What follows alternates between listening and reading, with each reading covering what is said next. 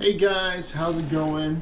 It's been a while since I covered anything Destiny 2 related just because I typically like to gravitate toward the content that usually my viewers want to see, but it's not unheard of for me to go over Destiny 2 content because, if you look in my past, I've done Destiny 2 content, and what I really want to go over is something I've read over in today's TWAB, the This Week at Bungie post. And just to go back to what I was previously saying, for the most part, I typically just, like I said, I want to make content based on what my viewers want to see from me, but at the end of the day, I want to cover what I want to cover. So, back to my point. The This Week at Bungie post is overall pretty good. They're introducing what's called a airborne effectiveness stat, which is going to be interesting to see how it plays out.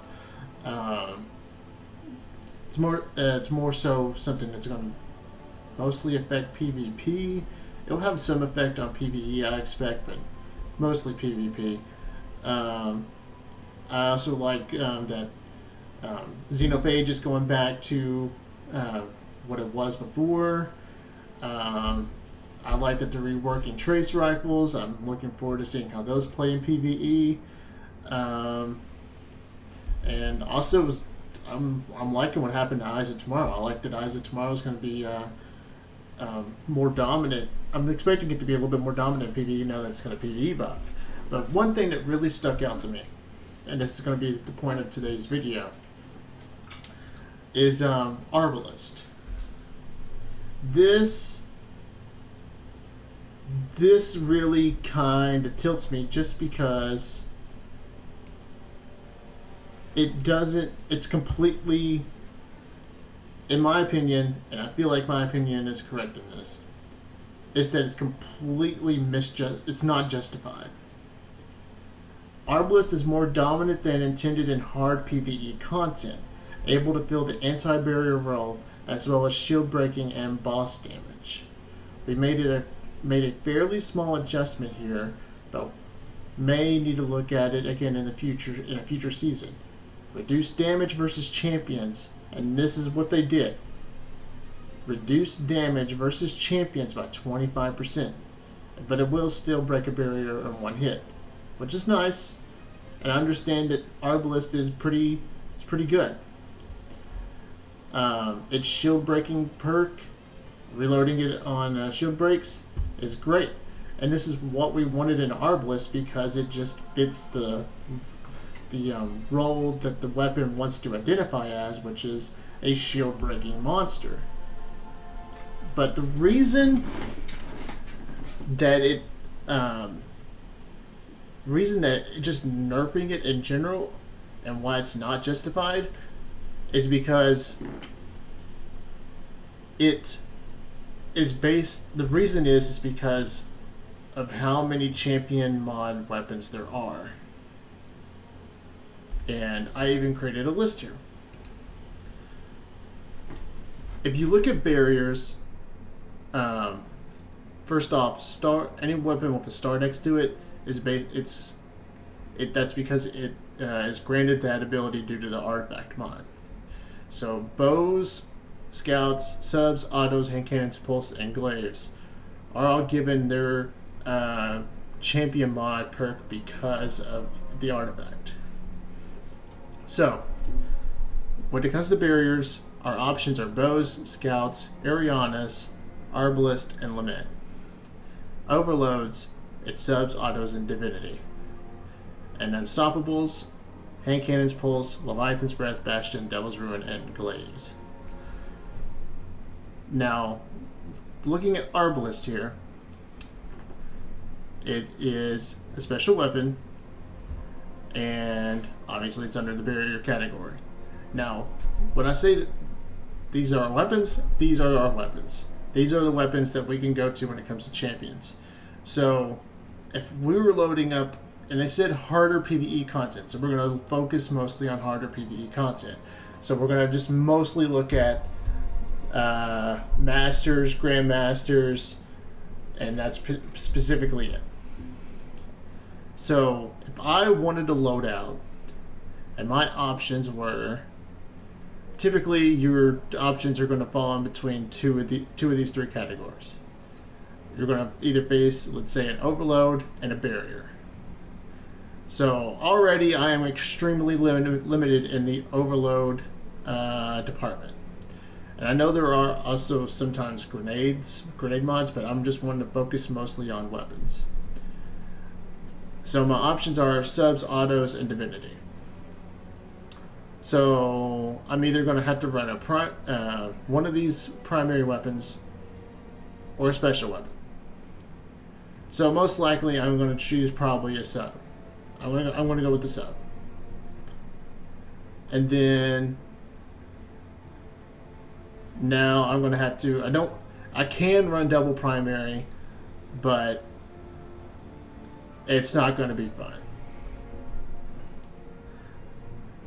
And then, so I'm either going to have to choose between Lament, which is a sword, which means I'm going to have to charge into battle with a sword, which is not entirely at all what I want to do in Masters or Grandmasters. Or I'm going to have to pick between Arianas and Arbalest. Now, both of these weapons are both really good, but let's say I'm running, a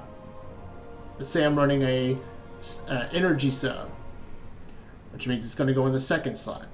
Then at that point, my option is specifically limited to Arbalest. I am 100% going to have no other choice but to run Arbalest, because I don't want to run a sword,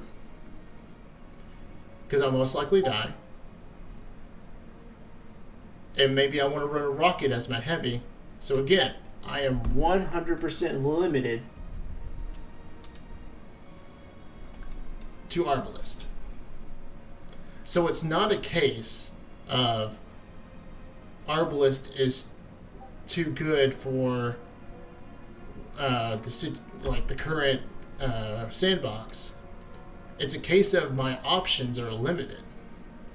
I could run the same situation with Unstoppables. Do I want to run glaives in the current sandbox are not that great. So I'm going to have to be choosing between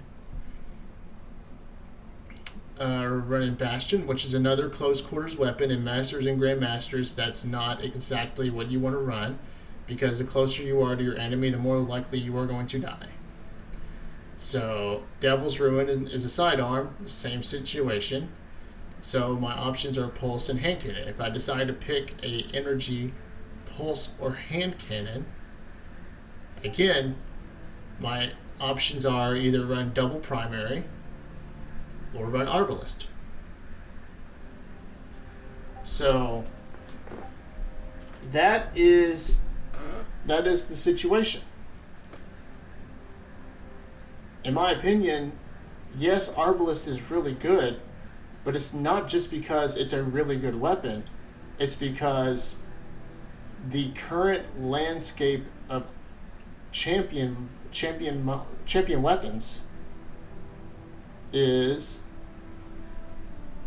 this. It's more so like you're limited. So I just wanted to put this out there. I wanted to put this discussion out there, see what your guys' thoughts are. And if you got something you want to add, I'm more than happy to hear you out, or just get a discussion going. But this is my opinion. I think the Arbalest nerf is unnecessary due to just the amount of weapons we have available when it comes to champion mod weapons. So that's it. I mean, when you go into Master GM, it's either run double primary or run Arianas or Arbalest. In this case, Arbalest is getting the shaft just because, well, it's really good and it's our only other option other than running double primaries. So, thank you guys for watching, and I will catch you guys later.